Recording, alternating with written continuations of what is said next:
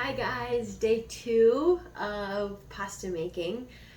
So today we are going to pull out the dough. We're going to roll it through our pasta maker or pasta machine.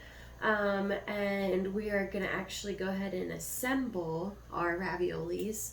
And then the next video we will make our red sauce to go with the raviolis, and we'll boil the raviolis. So to get started, you want to pull out your dough that you made either yesterday or just a little bit earlier. We're going to lay it down, and I have some flour here. You're going to continue to add flour today as you roll it through your pasta machine, and I've actually already dusted the pasta machine with some flour because we don't want the dough to stick. So I'm going to put a little bit on top. Kind of pat it down, and then following the recipe that I have on Schoology for rolling the pasta, you're going to cut the dough into fourths. So this is a good big chunk of dough that you don't want to just simply run through your pasta machine all in one. You want to cut it down into smaller chunks so that it's easier to work with. Alright, so I'm just cutting it in fourths right now. And again, I think I might add a little bit of flour. It's a little sticky.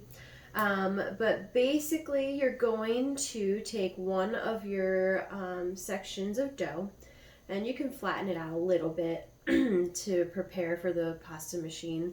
Or if you don't have a pasta machine, you can follow the video from Monday, and you can roll it out with the rolling pin. So I'll have you follow that video if you're doing it that way. So we can go ahead and start rolling it through the pasta machine. Now in the recipe it says to roll it in the machine at 7, and you might not know what that means, but basically there's a little dial right here on the side of the pasta machine, and there's numbers all around the dial. I have mine set at 7, but there's numbers 1 through 7. And depending on your pasta machine, it varies. 7 is the number where these rollers right here on top are the furthest apart. As I go down in number, they get closer and closer, making my pasta thinner and thinner. Some machines are opposite. So 1, the rollers would be furthest apart, and then 6 or 7 would be closer together. So it depends. You just have to move your dial and see which one's closest and which one's furthest away. So I have mine set at 7. It's the same as the recipe on Schoology. So first, you're just simply rolling it right through. So sometimes when you're making pasta, it's nice to have a partner that can pull the dough through. But if you don't, that's why we start with a small portion of dough, so that's easier to work with. The next step, number 5, says fold the dough and roll it again. So I think in your video that you watched on Monday, they said about kind of making it like an envelope. So flipping it into thirds upon each other and then rolling it through.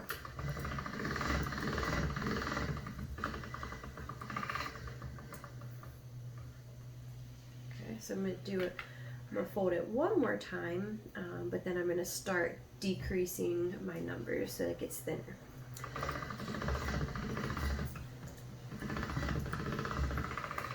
Okay, so now it says roll on 6, so setting 6 2 times.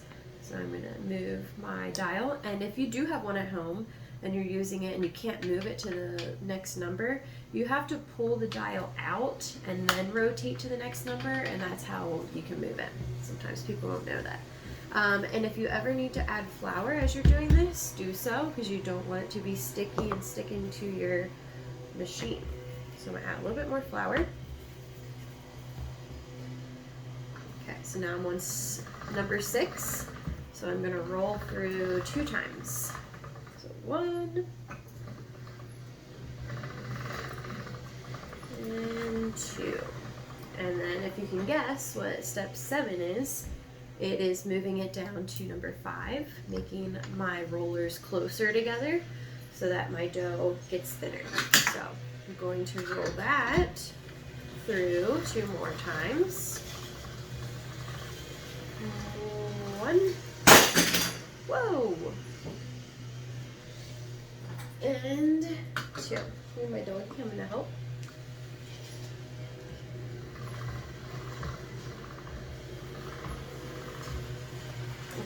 So I'm on 5, and I rolled it through 2 times. Step number 8 is roll on 4 for 2 times. So I'm going to go back to 4. See how it's getting a little bit thinner as I go. I think one of the videos that I had posted for you said something about you want to be able to, I think, read a book through your pasta noodles, meaning you want them to be thin, but you don't want them to be too thin so that they rip. All right, so I can slightly see my fingers through the pasta, but it's still not quite thin enough. So it says, step 9 says continue rolling until it is the length of the ravioli maker. So I do not have a ravioli maker at home, and we wouldn't have one in class either.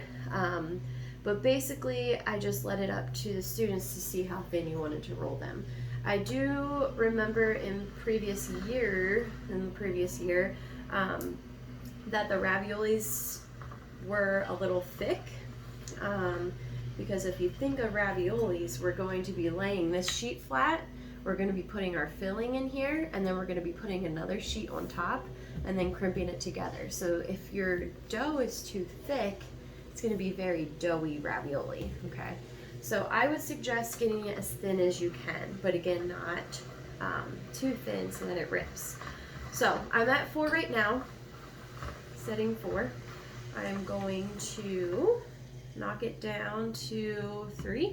I'm going to roll it through 3 twice and see where we're at.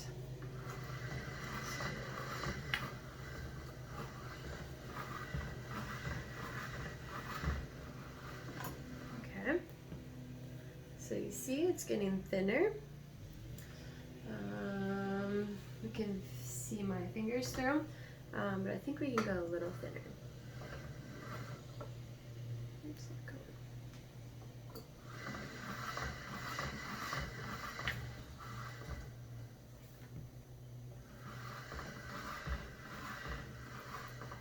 okay, so that was twice at number 3, so I'm going to dump it down to 2. 2 may be a little too thin, but I'm going to see how it is.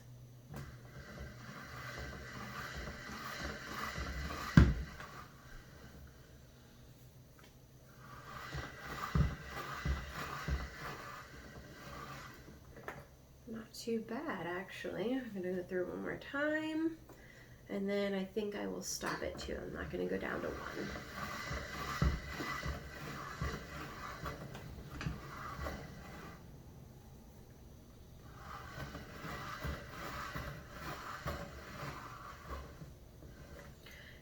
So that's our first sheet. Like I previously said, to make raviolis, we're going to have another of our quarter flattened out. I'm going to then get my filling and put it on and then crimp it. So I'm going to pause it. I'm going to do the next couple of sheets and then we'll pick back up.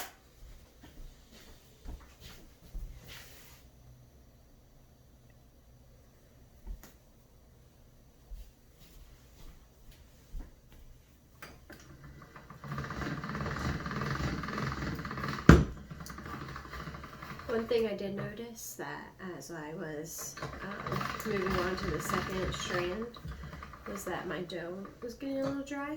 I forgot to mention that